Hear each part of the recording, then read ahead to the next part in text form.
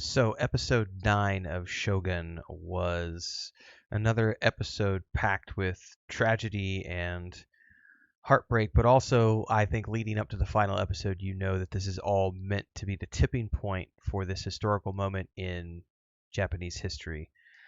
So, understanding that in the greater context of the historical stuff that's going on here, it makes sense. It's just visceral to watch it happen. It's kind of like every time you watch Lord of the Rings and Boromir goes the way of Boromir. You know it's coming, but it doesn't make it any easier when it does happen. So this episode, spoiler alert, I'm going to be reviewing the whole thing, spoiling all the things. I don't do spoiler free. So if you haven't watched the episode yet, you probably should. I'm going to sit down for a minute and talk you guys through it. So you've had your spoiler warning. 5, 4, 3, 2, 1. Here we go. So this is all about this master plan that Toranaga has in place. If I'm not mistaken, this actually I think is the only episode that Toranaga is not in. And the reason is because he's back in his town of Edo, if I'm not mistaken, and everybody else is here in Osaka preparing the way for him because he's still in mourning for his son. So he's been given this grace period to take care of things. And at the end of last episode, we saw that his faithful servant for many years, um, as part of this great plan, committed seppuku in front of everybody to convince everyone back in Osaka that he is serious about surrendering, that he's a weakened man, that he's going to submit, and all of these other things.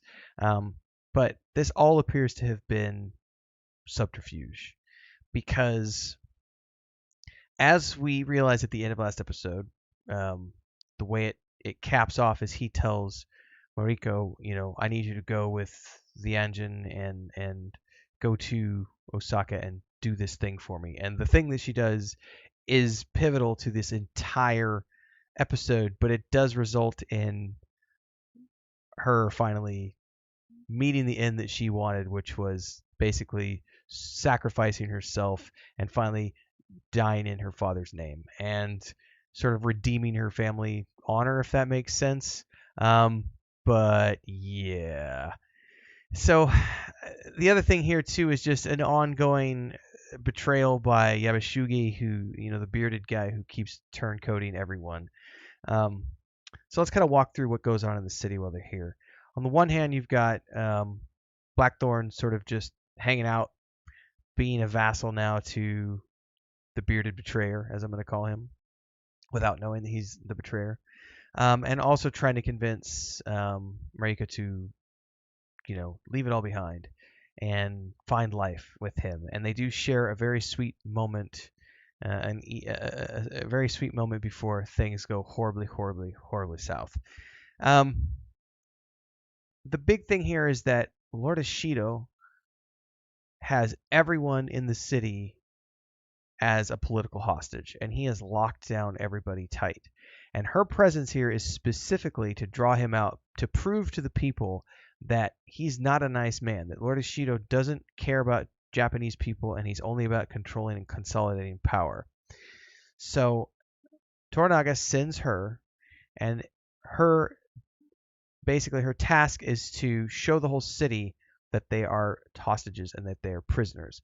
So she goes there and says, I'm here to, let you all know that, here's our forces, here's the engine, here's all these other things, here's the cannons, here's Yabashugi.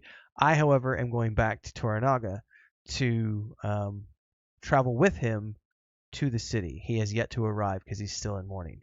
And Ishido's like, I forbid it. And she's like, you can't forbid me. I am a free citizen. I am of a line of samurai for 1,000 years. She uses her father's name finally, and she says, and I will go where I want because we are not prisoners here. And the next morning arrives, and she goes to leave, and here's Ishido's troops. Now, what this has done is it's sparked this conversation across the whole city that if she's not allowed to leave, then everyone will know they're prisoners, and Ishido will lose his support. At the same time, if she does leave, then Ishido is going to have no choice but to admit to everyone that he was holding as a hostage. That you can leave too now. So he's caught between a rock and a hard place here, and his choice of action is very poor.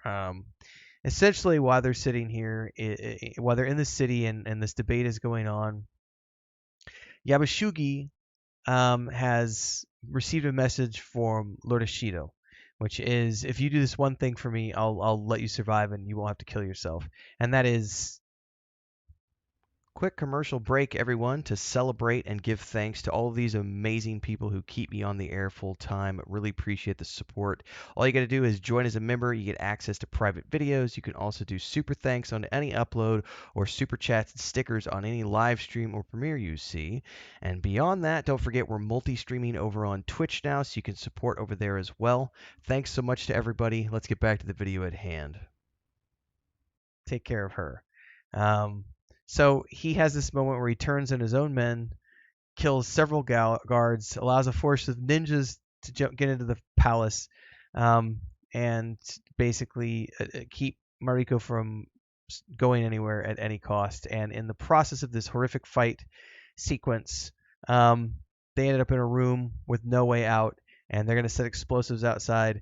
And she basically puts herself across the entryway to block the explosion, absorbs the explosion, and we're all assuming that she's dead at this point. Like, I don't see how there's any way that she could have survived that blast. But I think the biggest thing here is, again, Yabashugi, who is a coward at just picking a side. He keeps trying to pretend that he's not what he actually is, which is a turncoat. And I think all of this is going to lead to the city becoming a powder keg in the next episode, because it's the finale, right? And everything here is that it's going to come out now that Ishido ordered her assassination, and the people are going to wake up to this, and they're going to realize that they were never anything more than, political pawns in his scheme. And I think that people are going to rally behind Toranaga as he arrives to the city. And I wonder if it's going to be a bloodless coup, or if he's going to have to kill everyone to get to the top. I don't know yet. I've never seen the original series, and I've never read the book, so I can't speak to where they're going to be going in the final episode. But I was genuinely shocked that she actually did end the way she did, because I thought, she has a tragic story, but surely she can find love at the end of her journey. But instead, she found the death that she had always sought, in the purpose of helping Toranaga. So it's a very heart-wrenching scene. I understand why it happened and why it's needed from a storytelling perspective. Still, she has been absolutely phenomenal. I had never knew of her as an actress before this, and I guess she was she had a music career before she became an artist, before she became an actor, I should say. And I was seeing her, I think it was on the Colbert Report. She was showing how she picked up knitting while she was, because she was on set for all the takes, because she's in like every scene, and she was doing English and Japanese. So she's literally, her character's in both. So she's in like all the sets more than pretty much every other character.